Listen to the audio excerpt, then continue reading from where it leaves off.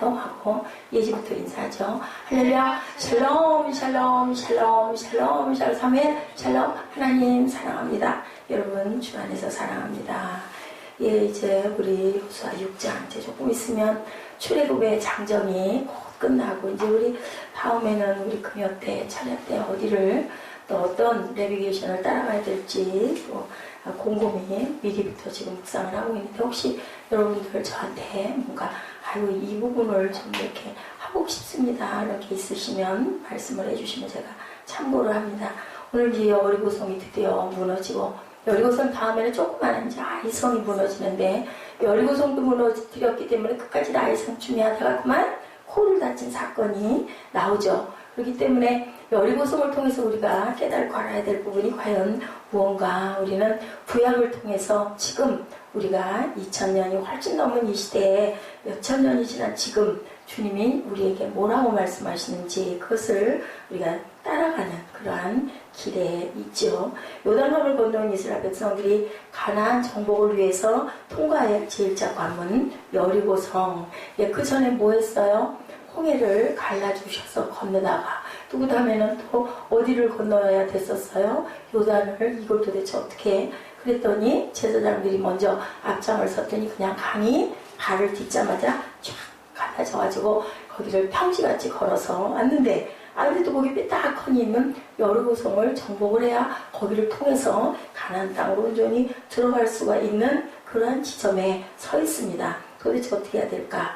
요단강을 건너왔더니 가나안 정복을 통과해야 할 1차 관문이 여리고가 딱 버티고 있는데 여리고 성은요 난공불락이라고 할 만큼 엄청나게 제 정복하기가 어려운 도대체 방법이 없어요. 그래서 지금 여기에는 무슨 얘기를 하고 있어요? 뭐예요? 아무 말도 하지 말고 뱅글뱅글 성 주변을 도르래요. 자, 사무엘아, 성을 큰 성이 있는데 거기를 통과를 해야 되는데 그거를 무너뜨려야 되는데 말없이 뱅뱅 돈다고 무너질까? 절대로 안 무너지죠. 예, 이론과 상식으로는 빌립 집사, 그죠? 아유, 택도 없습니다. 그렇죠? 200데나리오나치는 가져야 예, 먹을 수가 있습니다. 한 것처럼 똑같이 안 되죠. 어떻게 돈다고, 아니 뭐 성주이 돈다고 무너져요? 무너질 리가 없는데 여기서는 성경에서는 그렇게 하래요. 누가? 하나님이. 그죠? 예, 그럴 때 우리는 어떻게 해야 된다? 무조건 순종이다. 네. 이 여호수아 6장은요, 다른 게 없어요. 바보 같은 말도 안 되는데 하래요. 그러면 우리는 그냥 아멘. 예, 우리 정연자매. 저보고 이정연이라고 부르지 말고 정연자매 하고 불러달래요. 여러분들 참고하세요. 이정연 싫고 그냥 정연자매 하고 불러달라고 그랬어요. 그러니까 되도록이면 정연자매라고 불러주고 보라자매는 상관이 없을 거니 보라자매, 두보라자매 상관없습니다. 너의 음성을 들리게 하지 말며 너 입에서 아무 말도 내지 마라. 6장 10절에 그렇게 얘기하죠. 하나님은 철옹성 같은 여리고성을 무너뜨리는데 도대체 어떤 무기나 전략도 없이 소리를 내지 말고 잠잠하라. 제가 오늘 그 앞에 묵상할 때 여러분들하고 함께 마음을 나눴던 말을 위한 기도, 그죠? 주여, 내게 진 언어에 나무에도 멀고 가까운 이웃들이 죽어간 크고 작은 말의 열매들이 주렁주렁 달려있다. 근데 그러기 전에 우리가 말을 잘하기 위해서 먼저 뭐를 배워라? 침묵을 배워라. 요즘에 제가 이 이혜인 수녀님의 말을 위한 기도가 너무 길어서 조금씩 잘라서 여러분들에게 말씀을 전하고 있는데요. 5월 31일 거는 예, 언어의 나무에도 멀고 가까운 이웃들이 죽어간 크고 작은 열매가 있다. 아까 제가 여러분들한테 예, 묵상하면서 알려드렸던 것은 날마다 내가 말을 하고 살도록 허락하신 주여, 하나의 말을 잘 탄생시키기 위하여 먼저 잘 침묵하는 지혜를 깨치게 하소서. 제가 이 시를 한 편씩 여러분들에게 이렇게 소개할 때 또 옆에 보면은 묵상할 그 연합은 하나됨입니다. 성구 말씀을 감동을 실을 때 그냥 실지 않고요. 제일 힘든 게 이 부분이에요. 우리 설교하고 가장 가깝고 가장 접목되고 여러분들이 딱 그것만 봐도 시 한 편만 봐도 마음에 뭔가 울림이 올 수 있는 그러한 것을 실으라고 누가 됐든 어떤 분이 됐든 제가 잘 못하고 있는데요. 이 시를 그 옆에 여기 이쪽 나온 묵상을 쫙 좀 모으면 참 좋을 것 같아요. 그래서 주보를 모으는데 주보도 그죠? 제대로 제가 전달을 못해서 올리지를 못하다 보니까 그래서 요즘에 이 시를, 이 기도들을 쭉 올린다고 올리는데 잘 빠져요. 누군가가 하나를 요걸 맡아서 우리 블로그에다가 시에다가 쫙 올려놓으면 이 다음에 이게 모이면 굉장히 좋은 그 기도가 될 것 같다는 생각이 드는데 올리기는 제가 찾아서 맨날 올리면서 잊어버리고 없어지고 또 주보도 모은다고 모으지만 너무 오래되면 또 그게 또 다 없어질 수밖에 없어서 좋은 거는 뭐 이거를 다 해가지고 그거 USB나 뭐에다가 쭉 자료로 첨부를 하면 좋다고 하는데 그것도 또 어떻게 보면은 글쎄요 눈에 그렇게 미덥게 오지를 않아서 한번 좀 쭉 모았으면 좋겠다라는 생각을 합니다. 전략의 우수성을 보여주는 것이 아니고 제가 아까 말씀드린 대로 이 여호수아 6장은 뭐라고요? 우스꽝스러운 전략을 통해서 거기 하나님이 우리에게 뜻하시는 그 뜻이 뭔가 하나님은 광야를 거쳐온 이스라엘 백성들의 순종을 시험하고 있었다라는 거예요. 아까 우리 새벽에 이제 욥기가 들어와서 욥기가 40장이 넘도록 있는데 어떻게 욥이 그 무서운 사단의 괴계 속에서 살아남으며 하나님을 원망하지 않고 끝에 우리는 끝을 너무 잘 아니까 다행인데 만약에 끝이 아닌 것을 모르는 우리 스스로가 욥이었다고 하면 도대체 어떻게 그걸 통과를 할지 기가 막힐 만큼 하나님이 사단에게 죽이지만 말고 생명만 건드리지 말고 그럼 네가 한번 해봐라 라고 그 얘기가 있었던 것처럼 뭐만 하면 된다 순종만 하면 된다. 근데 쉽지 그 순종이라는 게 정말 어려워요.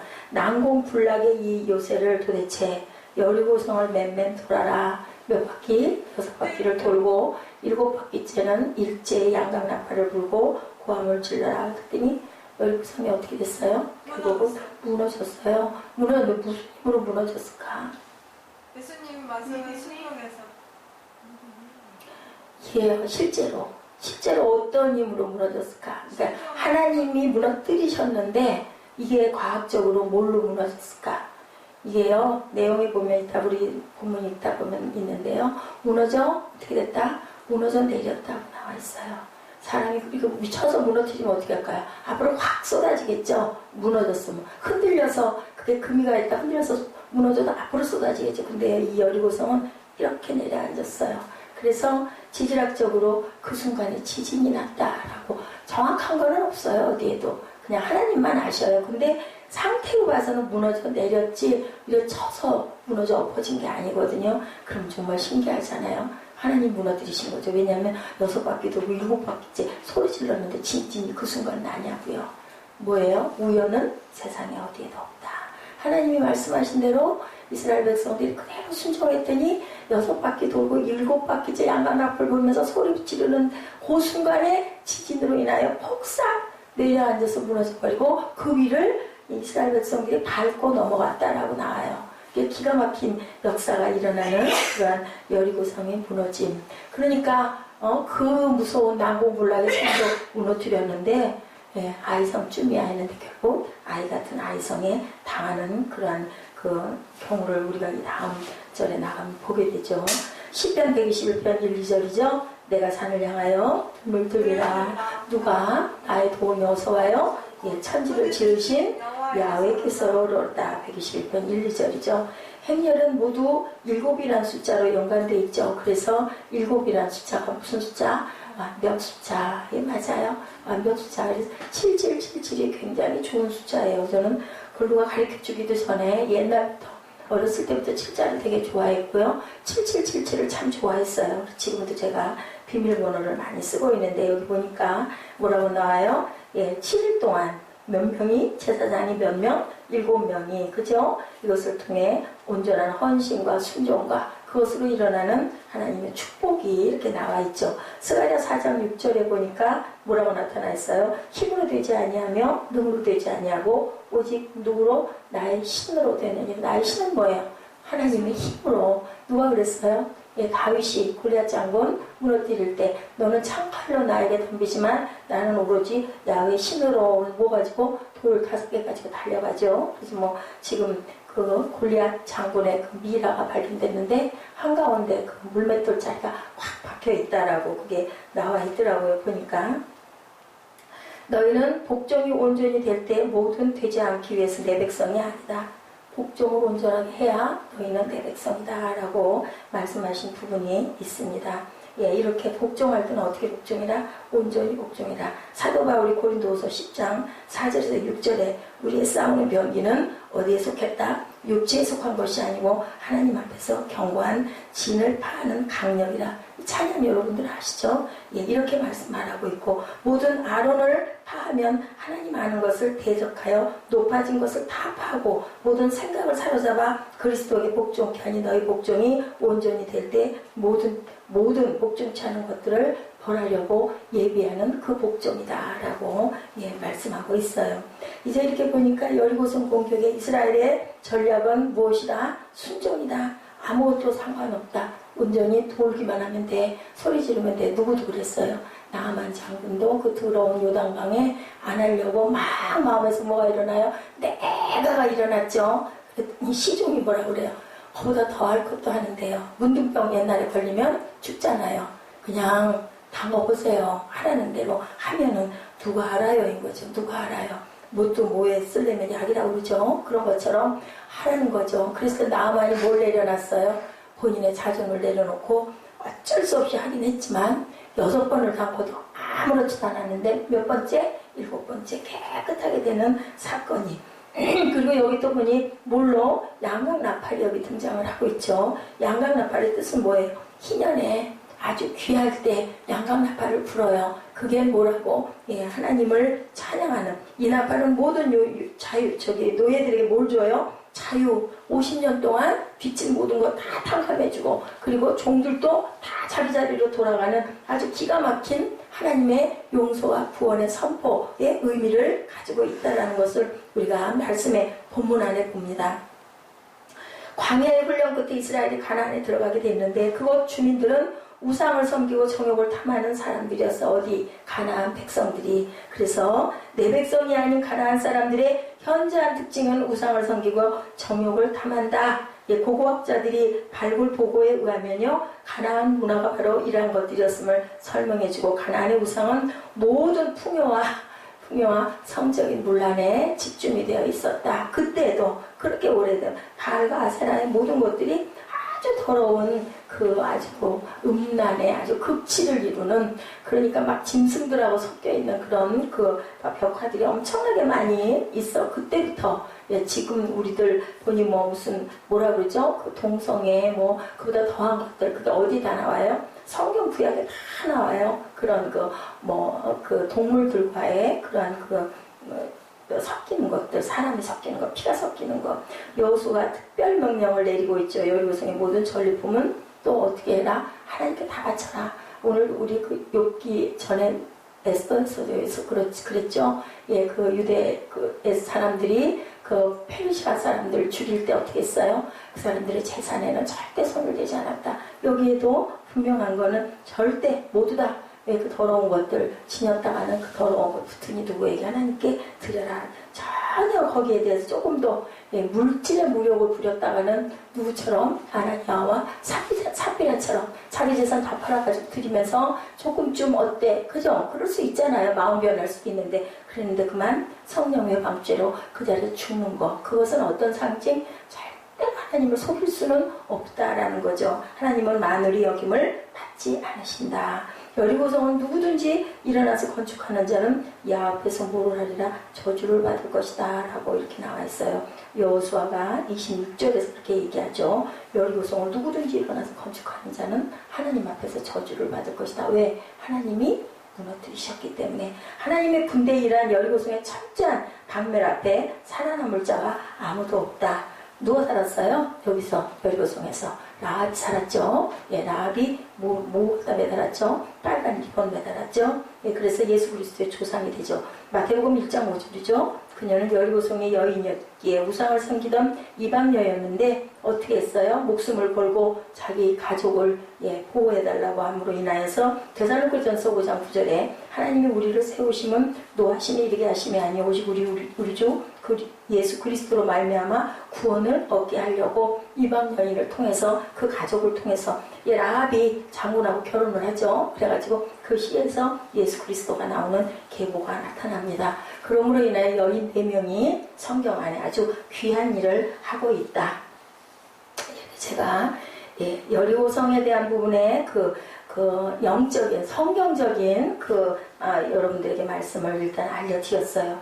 이제 하나님이 영적으로 우리에게 어떤 메시지를 주시는지 여러분들 충분히 아셨을 거예요. 이스라엘 백성이 약속의 땅으로 진입하기 위해서 최대의 시간 뭐였었어요? 요단강이었었어요. 홍해는 정신없이 건너왔고 넘어왔는데 요단강 어떻게 앞에 꽉 가로막혀 있는데 절대로 못 건널 것 같았는데 그만 어떻게 했어요? 여호수아의 인도함을 따라서 제사장을 앞세우고 제사장 앞에 두고 언약궤를 앞세웠더니 발을 무엇으로 믿음으로 딛는 순간 강에 빠져 죽는 거예요. 들어가면 언약궤 메고 제사장이 딱 딛었는데 물로 쑥 들어가면 죽죠. 근데도 그거를 했더니 갈라지는 역사가 일어나서 땅에 발을 하나도 적시지 않고 마른 땅으로 건너갔다. 이렇게 증거되고 있습니다.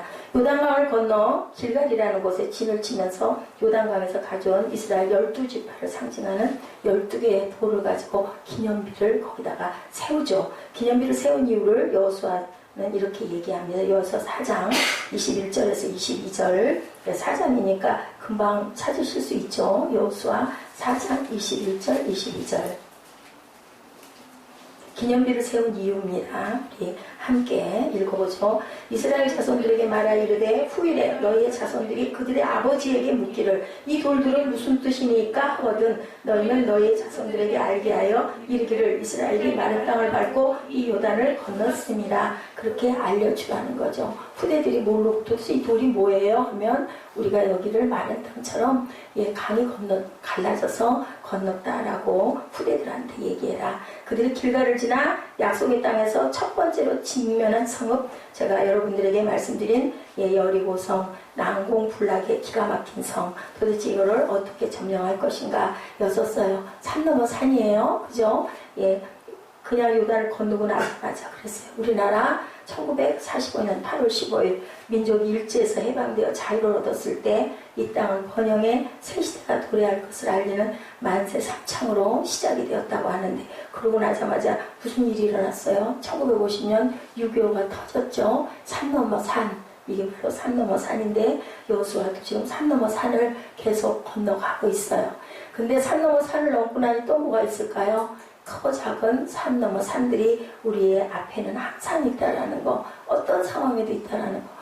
무두가 저는요 한 일주일 전인가요? 한 열흘 전에 이 질병 메르스라고 그래요. 이 질병에 대해서 우리 그 사무엘 아빠 전도사님이 얘기를 해서 속으로 좀 그랬어요. 어디서 또 뭐 그런 얘기 들어가지고 그냥 무슨 저렇게 난리야 라고 했더니 정말 그게 순식간에 이렇게 퍼져가지고 보니까 뭐 모든 우리 휴대폰에도 막 뜨더라고요. 보니까 뭐 몇백 명이 확산이 돼서 어디서 몇 명, 몇십 명이 죽고 고쳐진 사람도 뭐 한 명, 두 명 있고 또 뭐 고등학교에서도 메르스가 발견이 되어 있는데 학교에 교사가 그게 걸렸다라고 판명이 됐다라고 나오더라고요.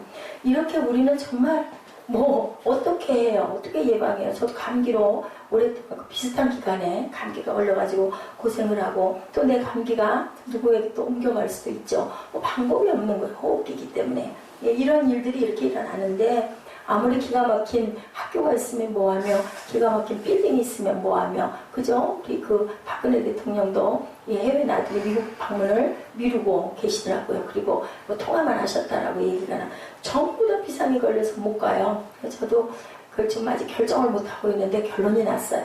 메르스가 잘 가라앉아서 편안해져서 갈 수 있으면 가는 거고 안 그렇고 어수선하면은 안 가는 게 맞다라고 생각을 딱 단안을 내렸습니다. 우리 민족은 산 넘어 산의 현실 앞에 주저앉지 않았죠. 6.25를 잘 겪고 그리고 민주우방 국가들이 무엇을 통해서 특히나 십자가의 복음을 통해서 많은 나라들에게 선교사님들이 엄청나게 많은 편지들을 제가 절두산 거기하고 거기 그 양화진 가서 보고 거기서 알았어요. 거기서 정말 많은 그 뭐라고 그래야 되죠? 서신들을 정말 많이 썼더라고요, 선교사님들이. 그래서 우리나라를 알린 거죠.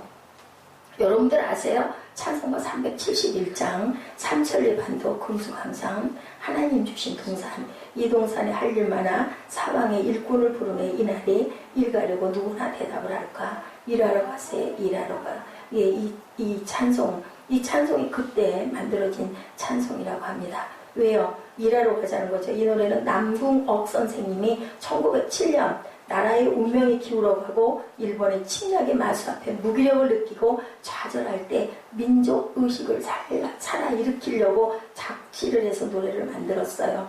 그랬더니 1937년 3월에 일본 총독은 이 노래를 부르지 못하도록 영구 금지령을 내려버립니다. 왜냐하면 민족이 똘똘 뭉치면 그죠? 자기 일본에 대항할 것 같으니까. 이 찬송가가 유언의 불길처럼 번져갔어요. 계속. 그래서 1937년 3월 이것을 막았는데 뭐가 일어나고 6.25 전쟁 끝난 후에 초토화되어 있는 그러한 이 땅의 재건을 과제로 바라보는 시점에서 거국적인 힘을 불러일으켰던 찬송으로 계속 불려졌죠. 여러분들 찬양이 이렇게 힘이 크다는 거예요. 마음과 마음으로 이 찬송들을 부르면서 얼마나 마음으로 그저 애통해하고 일제치하에서 이거를 못 부를 때 또 얼마나 숨어서 마음으로 눈물을 머금으면서 이 찬송가를 불렀겠나. 지금 글로벌 시대를 맞이해서 한국인들이 전 세계 열방으로 흩어져 가고 있는 이 시점에서 우리는 금수강산을 한반도로 국한시켜 생각하지 말자. 어디로? 세계가 하나로. 그죠? 남북은 기본이고 세계를 하나로. 너희는 가서 뭐라 그래요? 모든 민족으로 뭐를 삼으라고? 제자를 삼으라고. 교회도요. 우리 조그만 교회, 요 교회가 교회가 아니라 세계에 있는 모든 교회가 하나님 안에서 하나잖아요. 그렇게 생각을 하면 절대로 힘들 것도 외로울 것도 힘이 약할 것도 없는 거죠. 아까도 제가 여러분들에게 잠깐 말씀을 드렸지만 우리 교회 안에서 예배할 때 예배하는 인원이 3명이든 4명이든 5명이든 아니면 단 2명이라도 정말 수백 명, 수천 명이 있는 거랑 똑같은 마음으로 그렇게 예배를 드려야 되는 거예요. 지금 공간은 이렇게 막혀 있지만 세계적으로 뚫려서 모든 하나님 하늘 아래에 있는 모든 교회들이 하나라고 본다면 내가 요 구퉁이에서 있는 나도 하나님 앞에 지금 서 있잖아요. 하나님을 뵙고 있잖아요. 또 다른 교회 수천 명이 있는 교회, 10,000명 있는 교회도 또 똑같이 하나님을 다 뵙고 있잖아요. 1,000명 있는 교회에서는 아주 경건하고 기침 소리도 안 나고 숨소리도 안 나고 이렇게 움츠리고 다니고 하고 2-3명밖에 없는 교회에서는 뭐 막 시끄럽게 떠들고 막 기침 소리 내고 막 코 풀어대고 그거는 아니라는 거죠. 예배드리는 자세가 절대 아닌 거죠. 우리 여기 항상 뒤에 붙어있는 코람대오를 늘 바라보시고 제가 이런 얘기를 여러분들에게 드리지 않더라도 저를 보고 제가 뭐 높은 사람이라 그거 아니고요. 여기는 성전이기 때문에 하나님이 계신다라는 예배 시간은 공예배 시간은 하나님께 드리는 시간이라는 것을 늘 생각하고 우리가 항상 아까도 제가 우리 대표기도 이정인 자매 목사님이 뒤에 서 계실 때는 내가 기도 차례가 되도록 비켜 서 있어야 돼요. 그래가지고 딱 끝났을 때 얼른 이렇게 한 발 옆에 비켜 섰다 딱 서야 그게 맞아요. 우리 교회 같은 이런 예배 행태는 없어요. 어디에도. 이건 저는 누구를 본딴 것도 아니고요. 누가 가르쳐 준 것도 아니에요. 왜냐면 아직 여러분들은 너무 부족하고 저도 물론 마찬가지지만 그래서 여러분들이 하나님께 드리는 기도를 정말 은혜롭게 드리게 하려고 제가 그 부분을 해서 그걸 마음에 온 게 뭐냐면 이거 우리 헌금에 대한 축복을 내가 해주면 되겠구나. 누가 어디에서 헌금 축복 기도하고 누군가가 나와서 대표 기도하는 교회는 우리 교회밖에 없어요. 누가 해요? 대개 목사님들이 다 하셔요. 수요 금요 다. 근데 왜요? 여러분들 훈련하라고. 제게 맡겨진 게 그거더라고요. 보니까 한 사람이라도 이 다음에 제가 없을 때 우리 교회 여기가 아니에요. 또 교회는 다 똑같으니까 어디 가서라도 정말 훈련 잘 됐다. 하나님께 드리는 그 예배 드리는 자세가 정말 귀하다. 이런 마음이 들게 하려고 제가 여러분들을 자꾸 얘기를 하고 한 거니 권면을 해주는 거니까 아까 그 기도할 때도 얘기를 했지만 절대로 내 친자식을 사랑하기 때문에 종아리도 때려주고 따끔하게 일갈도 해주고 하는 거니까 그것을 섭섭하게 생각하지 말고 얘기를 안 해도 알아듣고 깨닫고 얘기를 해주면 더더군다나 절대로 실수하지 말고 잊어버리지 말라고요. 일하러 가서 삼천리 강산 위에 온 세상 열방 위에 있죠. 삼천리 강산이 아니라 온 세상 열방 위에 우리는 뭐하러 가야 돼요? 모든 민족으로 제자를 삼도록 주님. 우리 그럼 뭐예요? 하나도 전도도 제대로 못하네. 근데 이게 뭔데? 맞죠. 그래도 우리는 지금 하나님 일을 열심히 하고 있는 거예요. 내 삶에서 예배 속에서 하고 있는 거고 우리의 본 행동 하나하나를 통해서 우리가 예배가 살아날 때 예배자를 제가 왜 들었겠어요? 베란간에. 예배자를 제가 여기에 찬양 순서에 넣어놨던 게 아니에요. 정말 제발 좀 경건해라. 찬양할 때, 인도 찬양할 때 내 목소리가 튀어나올 때는 소리를 조금 낮춰라. 내 소리가 너무 크면 기분 좋은 게 아니라 내 소리가 튀어나와. 여러분들 연습 안 되셨잖아요. 연습 안 했잖아요. 연습을 원래는 많이 해야 되는 거예요. 근데 우리는 지금 그럴 수 있는 그런 상황들이 아니기 때문에 모여서 연습하지 못하기 때문에 또 다행스럽게 찬양들을 그나마 귀하게 달란트들이 있어서 웬만큼 잘들 하기 때문에 잘한다는 게 뭐겠어요. 사실은 아니죠. 마음이 가장 중요하지만 기본적으로 음악적으로 봤을 때 음정과 박자가 웬만큼들 맞으니까 그냥 찬양을 하는 건데 항상 앞에서 이 소리를 누가 듣고 계신다. 목사님 상관없어요. 하나님이 듣고 계신다. 그랬을 때 내가 과연 은혜가 되게끔 하나님이 들으시기에 좋은 소리는 누구에게 좋게 들리느냐? 성도들에게 좋게 들려요. 은혜가 가요. 그랬을 때 하나님이 기뻐하신다는 생각을 하고 내가 자신이 없는 찬양이구나. 어떻게 하다가 마이크 조정이 잘 안 돼서 내 소리가 너무 튀어나올 때는 마이크를 멀리 띄세요. 소리를 줄이시고. 그래서 제가 아까 너무 조심스럽고 신경이 쓰여서 가서 조금 만져보고 미워서 그런 건 절대 아니고 그런 겁니다. 우리는 이 여호수아 6장을 통해서 무엇을 순종하는 마음을 이게 뭐냐? 이 여리고성 허물은 이것도 예배예요. 믿음으로 순종하는 마음으로 6바퀴를 조용히 침묵하면서 돌고 일제히 외쳐라 할 때 내가 좀 더 큰 소리 내보고 싶어. 그러면 내가 먼저 반 박자 빠르게 왁 하고 소리 낼 수 있잖아요. 내가 드러나기 위해서. 그렇게 했으면은 여리고성이 무너지지 않았을 거예요. 중요한 건 뭐냐? 마음을 합해서 한 마음으로 항상 순종하는 마음으로 낮아져서 나가 드러나는 게 아니고요. 하나님의 영광을 위해서 우리가 쓰이는 것이다. 이 믿음의 행진이 가장 중요하다. 야훼께서 여호수아에게 이르시되 보라 내가 여리고와 그 왕과 용사들을 내 손에 넘겨주었으니 그것을 여호수아는 믿었다는 거죠. 여호수아와 갈렙이 유명하죠. 유명한 건 무엇으로? 아주 긍정적인 사고를 함으로 인하여 여호수아가 쓰임을 받게 된 거죠. 히브리서 11장 30절에 믿음으로 7일 동안 여리고를 도니 성이 무너졌으며 했어요. 뭘로? 믿음으로 돌았대요. 믿음으로 7일 동안 도니까 그들은 하나님이 그 성을 자신들에게 맡기셨다고 믿은 거죠. 근데 정말 우리 이성적인 생각으로는 안 믿어지는 머리로는 절대로 아니 돈다고 그 성이 그 기가 막힌 성이 무너지겠어요? 근데 무너지는 역사는 일어난다. 무엇으로? 하나님의 방법으로. 그렇기 때문에 우리는 우리 생각과 우리 판단으로 예수를 믿어서는 안 된다. 말씀을 들어서는 안 된다.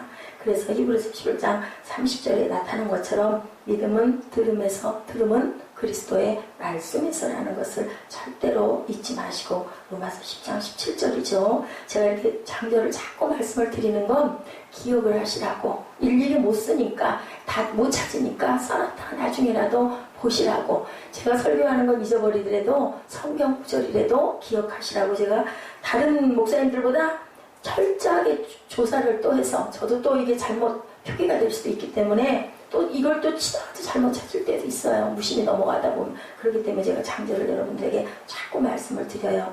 신실하신 하나님의 약속의 말씀에 근거하는 믿음, 천진이는 없어지겠으나 내 말은 없어지지 아니하리라. 하나님의 말씀은 절대로 안 없어진다. 우리 믿음이 흔들릴 수 없는 이유는 이 영원 불변한 약속 때문이다.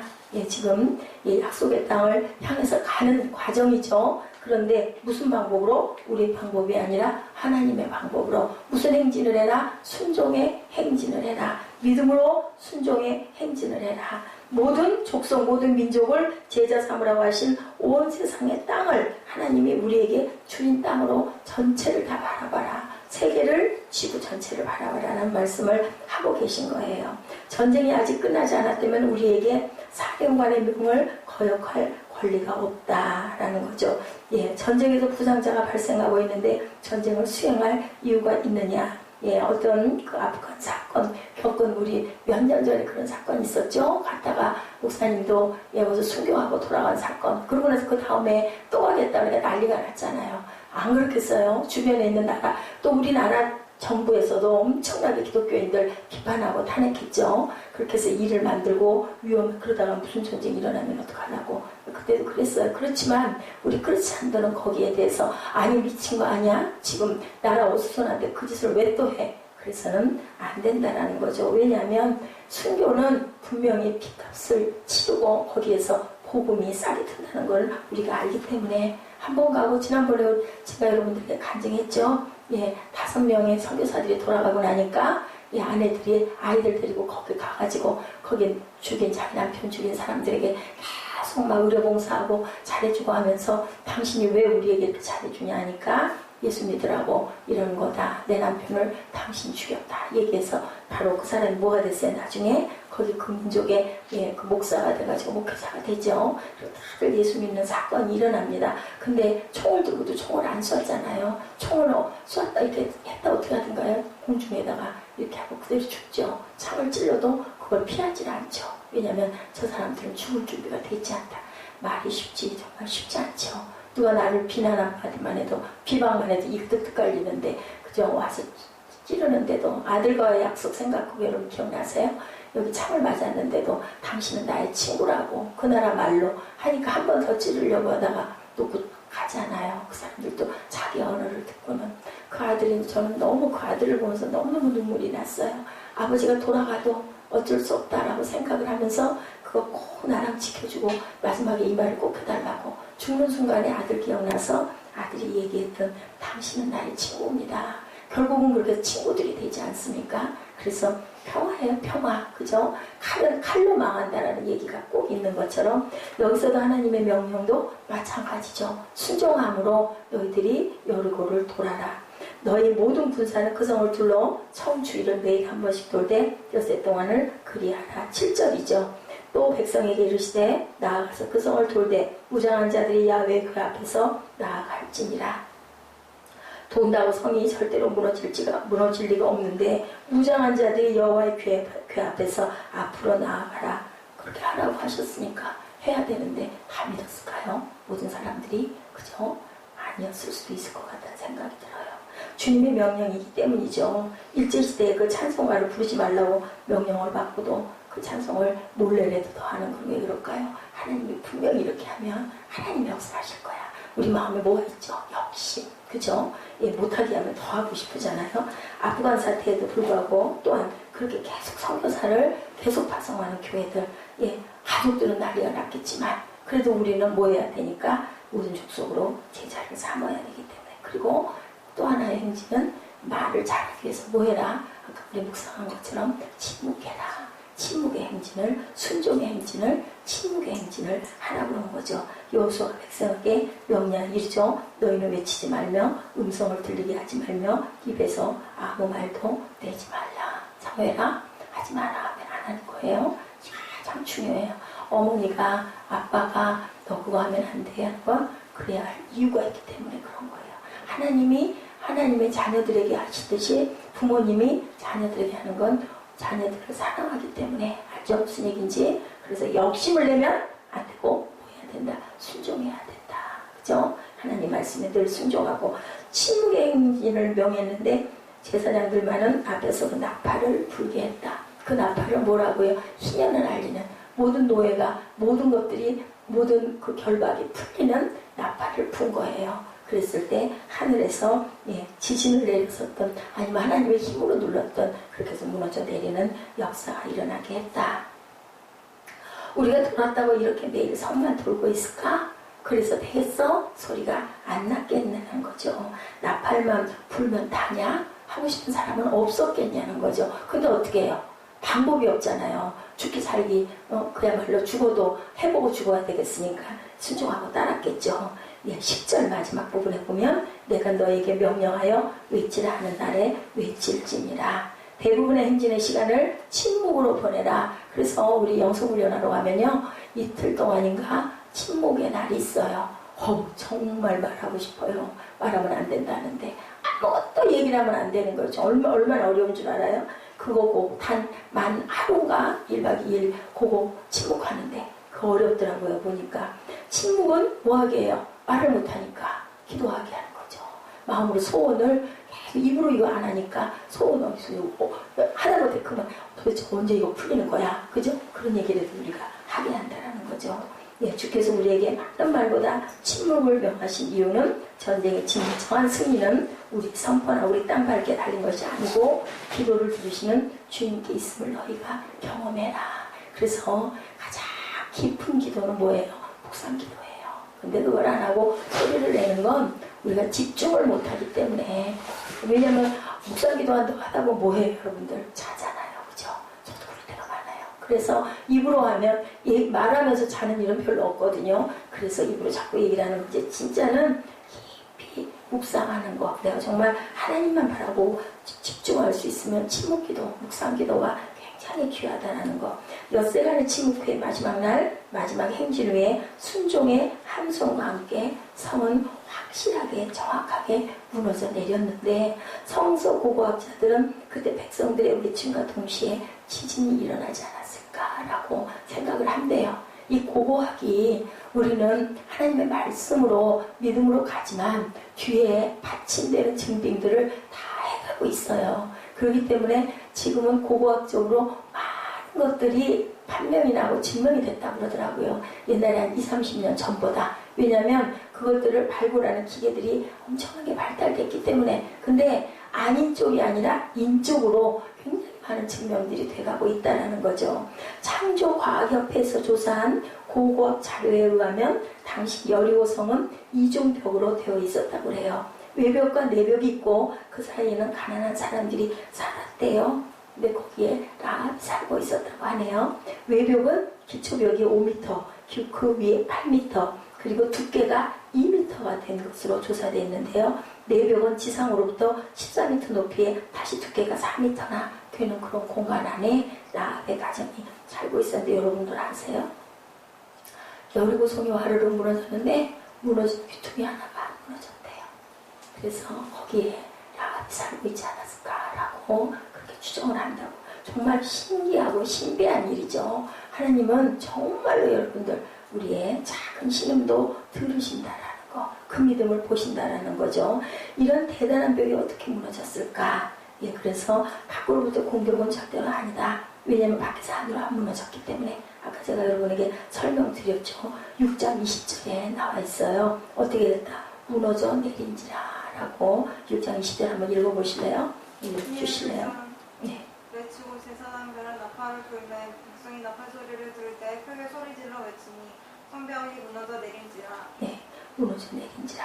안에서 밖으로 무너진 것이 없다고 그렇게 얘기하고 있는데 6장 20절에 보니 무너져 내린지라.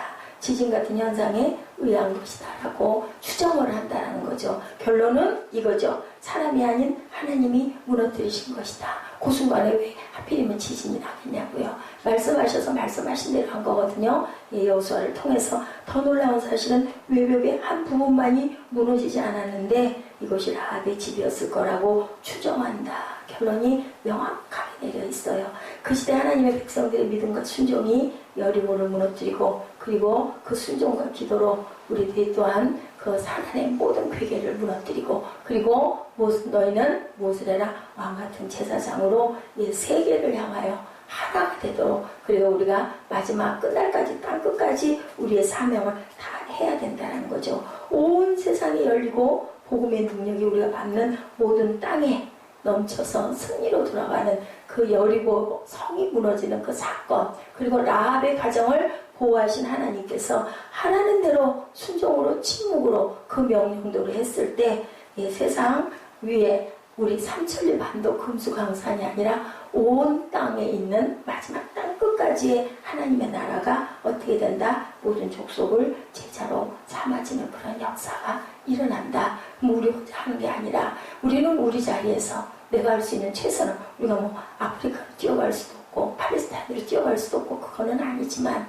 누가 그랬다고 그러죠? 엄청나게 감동을 받아가지고 중학교 선생님이었는데 막 그 나라로 갔대잖아요. 내가 여기를 가서 해야 되는 게 아니냐. 나중에 깨닫고 돌아왔다고 그래요. 제가 정확한 내용 그 얘기는 제가 읽은 게 다 기억이 나질 않는데 거기 내가 여기 와서 이걸 해야 되는 건가 보다 하고는 자기 그 고향에 자기 나라에 그러니까 우리나라에 있는 자기 가족 다 놔두고 막 달려간 거예요. 나도 가서 거기 해야 되지. 근데 거기서 겪으면서 알았던 게 뭐냐면 그게 아니라 나는 내 나라에 가서 내 아이들 우리 그 중학교에 있는 우리 학생들에게 하나님의 복음을 심으면서 열심히 가르쳐야 되겠구나 해서 자기 땅으로 돌아오고 자기 가족에게 돌아왔다. 하나님은 가장 중요한 건 최소한의 가족의 단위. 물론 큰 일들을 하는 제목들도 또 있어요. 나름 있지만 가장 중요한 건 뭐라고요? 가족 단위. 제가 오늘 아침에도 여러분하고 같이 나누는데 지금 사단의 공격이 가정을 자꾸 무너뜨려요. 그래서 그게 무너지면 뭐가 무너져요? 작은 그 공동체들이 자꾸 무너지면 사회가 무너지고 무너지다 보면 민족이 무너지고 나라가 무너지고 그러면 교회가 무너지지 않겠어요? 그것을 타겟을 하고 있다는 걸 우리가 절대로 잊어버리면 안 되고요. 정욕을 나를 드러내려고 하는 뭐예요? 그게 이생의 자랑, 그죠? 육신의 정욕, 한몸의 정욕 거기에 빠져 있는 것이 아니라 하나님의 나라를 위해서 우리가 침묵할 줄 알고 순종할 줄 알고 섞일 줄 알고 우리나라 민족이 참 뛰어난 사람이 많은데 어떻다고 그래요? 같이 섞여지지가 않는다고 그러죠? 모래처럼 다 하나씩은 굉장히 뛰어난데 차를처럼 뭉치질 않는데 일본 사람들은 뭉친다고 그러더라. 그렇게 단단하게 그것을 우리가 꼭 기억하고 깨닫고 나가는 하나님의 뜻대로 여리고성을 누구든지 일어나서 건축하는 자는 야훼 앞에서 저주를 받을 것이라고 여호수아가 26절에 얘기했던 것처럼 하나님이 하시는 것에 우리가 항거하고 불복종하는 일이 없는 저와 여러분들 요단강도 갈라지고 홍해도 갈라지고 여리고성도 갈라지고 그리고 거기에 자만했더니 아이성은 거기에 몇백 분의 1도 안 되는 조그마한 성인데 거기서는 전투에서 기가 막히게 패하는 그런 사건이 일어난다는 것을 기억하시기 바랍니다. 부잣집 부인이 궁정미사를 채용하기 위해서 재밌는 얘기예요. 다 했어요. 설교. 공모를 했대요. 찾아온 후보 3명에게 질문을 했다고 합니다. 벼랑길같이 위험한 곳에서 운전을 잘할 수 있겠는가? 그랬더니 첫 번째 아마 이 부인이 굉장한 부자였던가 봐요. 그런데 지금 무슨 얘기를 하냐면요. 승리의 전략에 대한 것을 물어보는 거예요. 그랬더니 첫 번째 사람은 6인치면 15cm, 2.5cm죠. 1인치가 15cm 여유만 있으면 어떠한 벼랑길에서라도 내가 부인을 안전하게 운전해서 모시겠습니다 했어요. 기가 막힌 운전 솜씨죠. 그랬더니 그 다음번에 두 번째 마지막 최종 3명이 뽑혔어요. 두 번째 사람이 뭐라 그러냐면요. 사무엘아 좌니 땅 쳐다보지만 다 했어. 재밌는 얘기야. 머리카락만큼의 틈만 있으면 내가 절대로 부인을 털끝 하나도 다치지 않도록 내가 모시겠습니다 라고 얘기를 했대요. 세 번째 뭐라고 얘기를 해야 될까요? 머리끝보다 더 좁은 건 없을 텐데. 그런데요.